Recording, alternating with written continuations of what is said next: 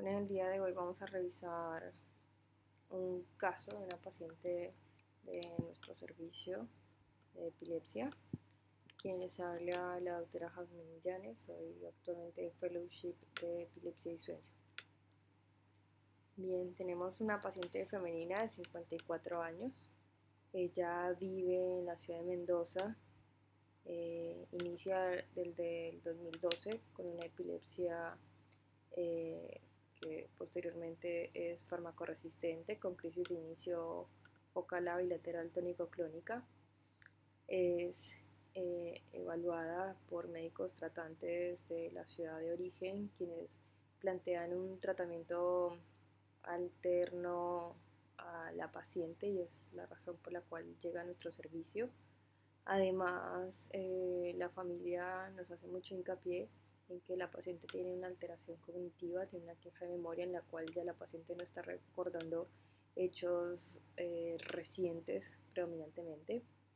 Cuando conocemos a la paciente, tiene dosis máxima de medicación, está con la motrigina 400 miligramos día, la cosamida 400 miligramos día y levetiracetam 3000 miligramos día. Tenemos tres tipos de crisis. En la primera de ellas no refiere a aura. La familia refiere que observa una ruptura de contacto y a veces puede perder el tono postural.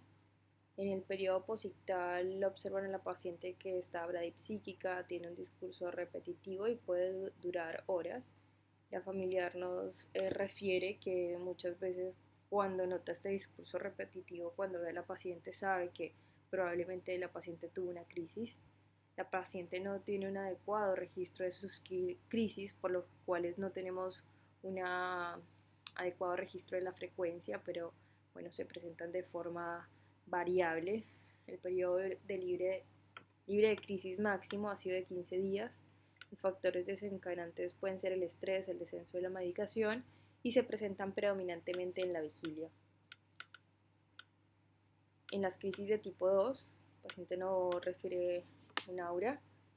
En la crisis, los familiares observan que ella se queda con la mirada fija y en algunas veces puede la paciente manifestar una sensación de extrañeza, de que hay algún tipo de alteración en la percepción en el ambiente.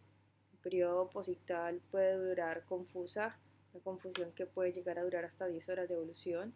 Tiene una frecuencia variable, por lo que mencioné anteriormente, no tenemos un adecuado registro de crisis, pero al momento que conocemos a la paciente ha tenido una crisis de este tipo 3 días previos. El periodo máximo libre de crisis ha sido de 15 días y se puede presentar tanto en la noche como en la mañana. Las crisis de tipo 3 son las más infrecuentes. Fueron un tipo de crisis con la cual la paciente hace un debut, digamos, de sus crisis de epilepsia. La hija comenta que la paciente empieza a hablar incoherencia, secolálica, con una mirada perdida hacia todos los lados y esto puede durar hasta 1 minuto de duración. En la crisis presenta una versión cefálica forzada a la derecha, con una postura tónica de miembros superiores, luego movimientos clónicos generalizados. En algún episodio hubo mordedura de la lengua y asimismo en algún episodio hubo relajación de esfínter urinario. El posictal se puede presentar confusa con una duración de 10 a 15 minutos. La frecuencia es variable, llegó a tener un episodio cada 6 meses y hasta la actualidad ha tenido 5 crisis de este tipo. El periodo libre de crisis máximo ha sido de 3 años y se han presentado de predominio en la vigilia. Como antecedentes, tenemos una paciente diestra, ha recibido otros esquemas terapéuticos previos como carbazepina con una dosis máxima de 1050 miligramos día y ácido valproico.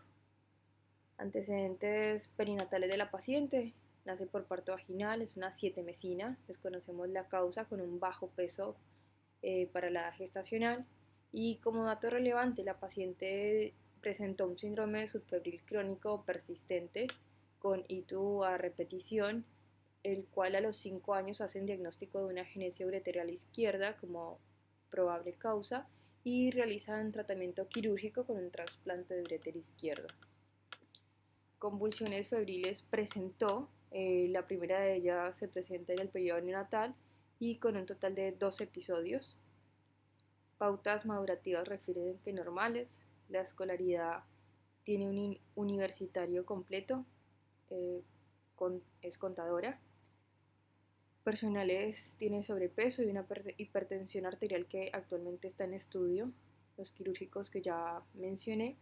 Estaba internada por crisis en el 2016 con requerimiento de UTI, sin llegar a requerir intubación endotraqueal.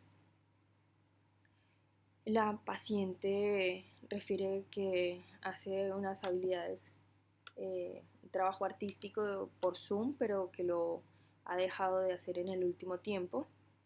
TEC ha referido como leve en contextos de las crisis por caídas de propia altura, y antecedentes familiares nos refieren que la abuela paterna tiene episodios de ruptura de contacto que ahora están viendo si pueden estar relacionados con crisis. Historia de estatus epiléptico, la hija refiere que su primera crisis tuvo una duración de más de 5 minutos.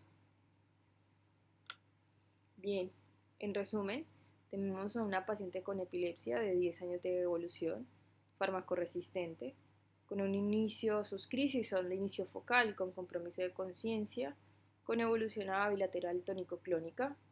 Tenemos antecedentes relevantes para epilepsia, tanto perinatales como convulsiones febriles, y todo lo anterior ha llevado a un impacto en la calidad de vida de la paciente por un aumento en su número de crisis, por el pobre control y ahora la alteración en la memoria que se está presentando desde los últimos 2 años, por lo menos han hecho mucho más hincapié en esto.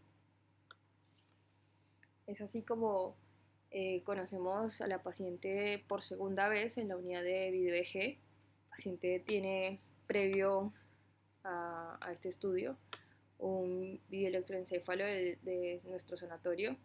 En este tuvo un evento clínico y 5 eventos electroencefalográficos. Aquí como hipótesis de red neuronal involucran la región del opérculo ínsulo hipocampo izquierdo.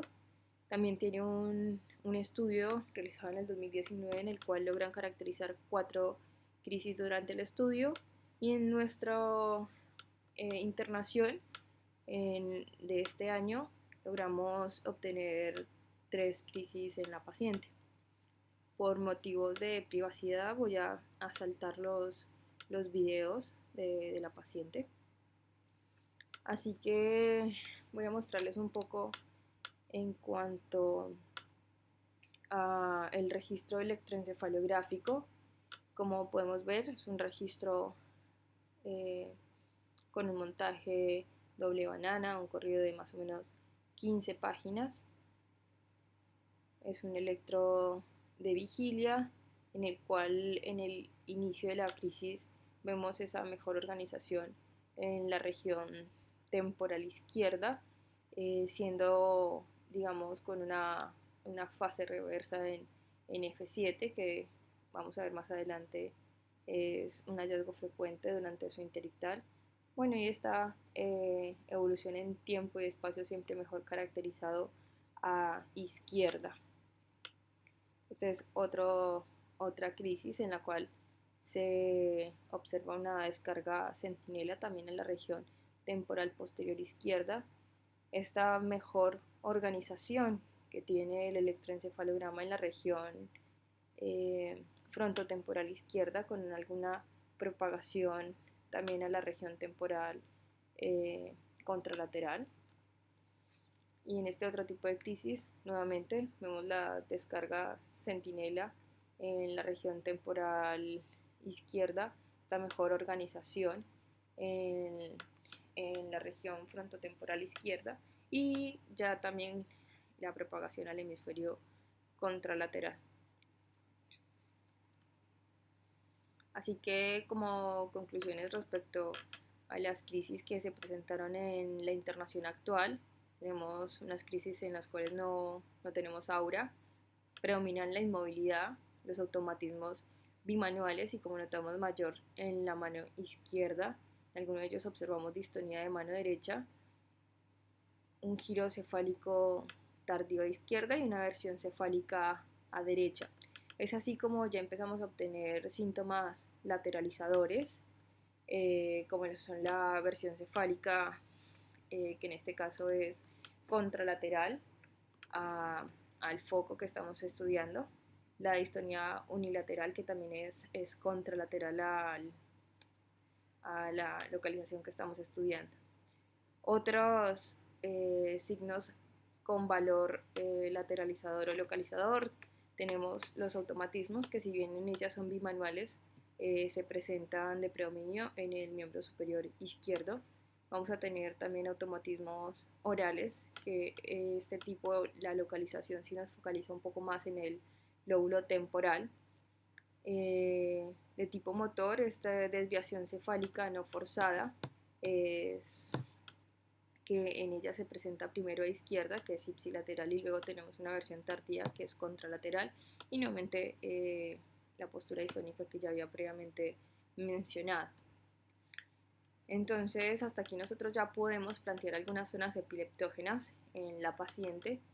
Si bien es una paciente que en la semiología actual no nos refiere auras, si nos predomina esta detención del comportamiento, esta inmovilidad, estos automatismos tanto orales, oromandibulares como bimanuales, nos hacen pensar en algo más en la región temporal mesial del lado izquierdo como primera hipótesis. A su vez, uno también puede plantear alguna otra zona de inicio, como son la región del giro singular anterior, pero en esta paciente precisamente las crisis del cíngulo anterior tienen algunas otras características que nos pueden hacer pensar en ellas, como son los movimientos más hiperkinéticos, por ejemplo, o de tipo sincrónico o armónicos, que la paciente no los estaría presentando, y uno en menor medida, pero podría uno incluir a la región de la ínsula. Recordemos que se le llama también la gran imitadora, por esta gran comunicación que tiene ella a nivel, digamos, con los diferentes lóbulos y esa gran propagación. Si bien la ínsula también tiene alguna semiología muy rica en respecto a sus auras que no nos estaría presentando la paciente, también es una de las hipótesis que planteamos. Es así como después de esta primera parte, uno puede recurrir a los exámenes complementarios para intentar delimitar uno mucho mejor la zona epileptógena. Vamos, por supuesto, a revisar los electroencefalogramas previos de la paciente, en el cual solo en uno de ellos nos informan que tiene signos irritativos.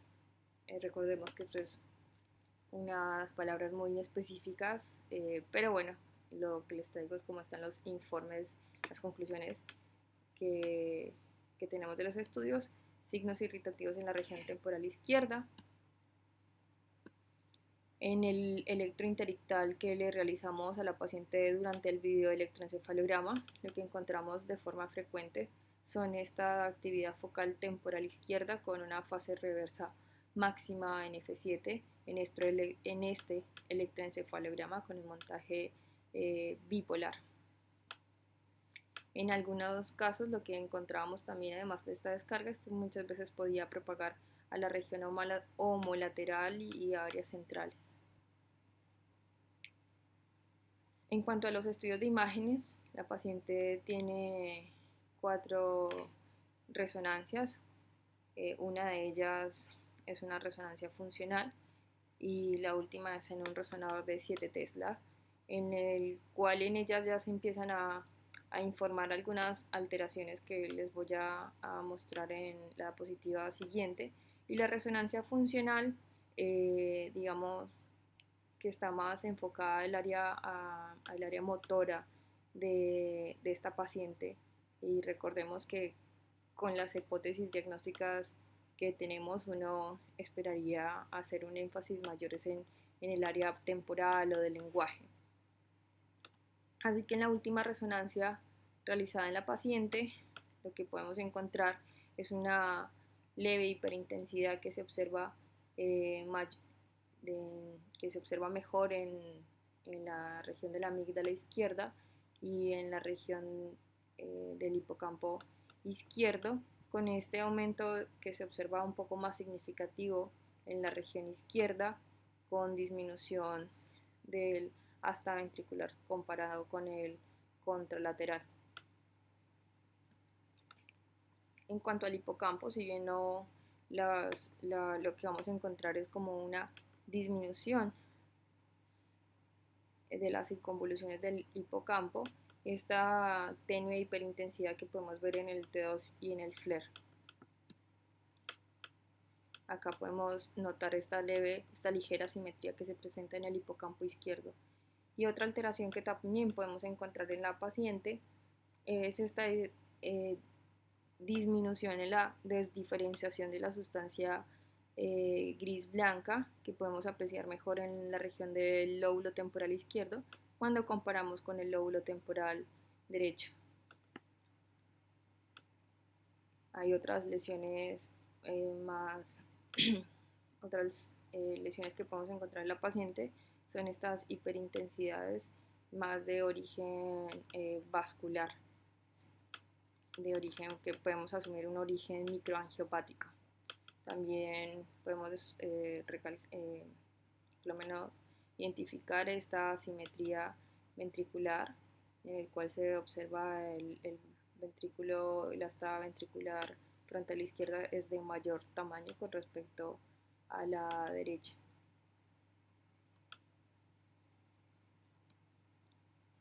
La paciente en el 2018 se realizó un PET en el cual nosotros lo que podemos observar es esta disminución en la captación en la región temporal anterior izquierdo y en la región frontal posterior. Siempre entonces vamos comparando contra el contralateral. Acá vemos esta hipocaptación en la región frontal posterior.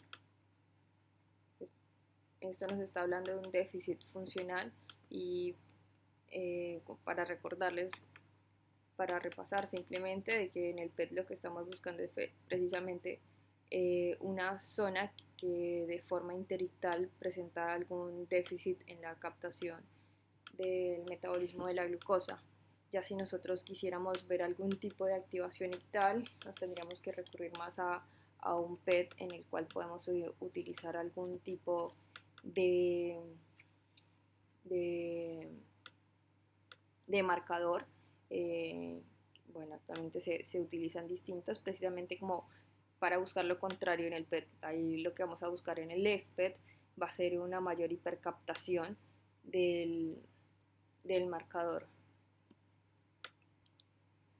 La paciente al momento ya de la evaluación tenemos 3 evaluaciones neuropsicológicas.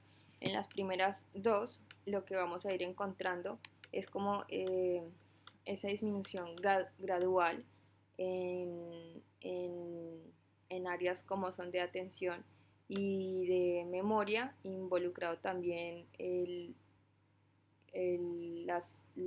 lenguaje verbal y la fluencia. En la evaluación neurocognitiva actual de la paciente, es una paciente con un MoCA de 21, vamos a encontrar que la memoria, el lenguaje van a estar siempre por debajo de la media, con la desviación estándar de -2 y -2.5, y en menor medida vamos a tener un impacto secundario en la atención y en las funciones ejecutivas. Nos concluyen que la memoria de un párrafo corto y largo plazo, el aprendizaje de una lista de palabras y su educación diferida presentaron valores deficitarios. Esto nos está lateralizando un poco más a lo que sería el lóbulo temporal derecho, y la memoria visual a largo plazo presenta un valor bajo, mientras que su posterior reconocimiento fue correcto. Eso nos puede estar hablando es de una mejor integridad de del lóbulo temporal izquierdo, por ejemplo. Es así como la conclusión de la última evaluación neurocognitiva nos habla de un compromiso de la memoria verbal predominantemente, presentándose déficit en la adquisición y evocación espontánea de la información con almacenamiento conservado. Asimismo, presentó un valor bajo en la fluencia verbal fonológica y en la amplitud atencional. Un dato también que es muy relevante respecto a esta última evaluación es esta conclusión en la cual la hermana nos refiere que la paciente depende de otros para preparar una comida y tiene dificultades en recordar citas. Tenemos también algún otro reporte de una presencia severa de agitación, depresión y alteración del apetito, presencia moderada de delirios, ansiedad, apatía, presencia de pérdida de la inhibición, irritabilidad y alteración de la conducta, una presencia leve de disturbio motor. La paciente por esta queja cognitiva se le realiza un laboratorio con un perfil más paracognitivo. Entonces en los laboratorios previos cabe resaltar los dosajes, por ejemplo, estaban en los rangos adecuados de medicación, y en el último laboratorio, ya con un énfasis más paracognitivo, se descartan causas metabólicas carenciales infecciosas o autoinmunes que pudieran estar siendo una causa etiológica de este déficit cognitivo. Como único dato relevante, la vitamina D nos da en un grado de insuficiencia leve, por lo cual inicia una suplementación. Sin ser este déficit de vitamina D una que tenga un correlato etiológico con algún tipo de queja cognitiva. Bien, es así como con estos estudios complementarios y partiendo de las zonas epileptógenas que planteamos al inicio, uno ya puede ir aproximando un poco más al área que uno diría como protagonista, ¿no?, de este escenario clínico. Es así como en la zona epileptógena nosotros vamos a plantear distintas áreas para hacer una aproximación más adecuada, con una zona sintomatogénica que la vamos a definir su definición es la activación de esta nos va a producir síntomas ictales, una zona irritativa nos va a generar las descargas interictales, una zona de inicio de crisis, la cual nos va a iniciar genera la crisis clínica, una zona lesional que va a ser visible en la resonancia magnética y una zona de déficit funcional que interictalmente puede funcionar funcionalmente anormal. La zona sintomatogénica clínica vamos a tener que clínicamente, como la primera hipótesis era el área temporal mesial izquierdo. La zona irritativa en el electroencefalograma, vemos estas descargas que son frecuentes en la región temporal anterior izquierda. La zona de inicio de las crisis, como podemos observar en el video del electroencefalograma, correspondía al área temporal anterior, siendo con una amplitud máxima en F7, es decir, en la región izquierda. La zona lesional, que lo podemos observar en el resonador, en resonadores, es esta pérdida de la desdiferenciación de la sustancia gris y blanca temporal derecha, la simetría hipocampal izquierda, con disminución de las circunvoluciones de este en el lado izquierdo y el aumento de la señal de la cabeza del hipocampo y la amígdala en FLAIR.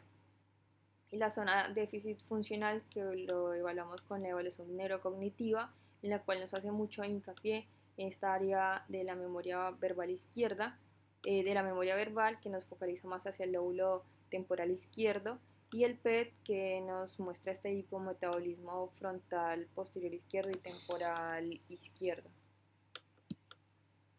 Es así como podemos decir que en la clasificación de la ILADE corresponde al tipo de crisis, son focales con conciencia alterada de inicio motor, el tipo de epilepsia focal del lóbulo temporal, la etiología estructural con sutiles cambios en el polo temporal y estructura hipocampo amigdalina izquierda, y el síndrome epiléptico, si bien no no conforma al momento un síndrome definido de posible inicio temporal mesial izquierdo, eh, podemos decir que un posible inicio temporal mesial izquierdo asociado a cambios estructurales sutiles, hipocampo, amigdalino y del polo temporal izquierdo.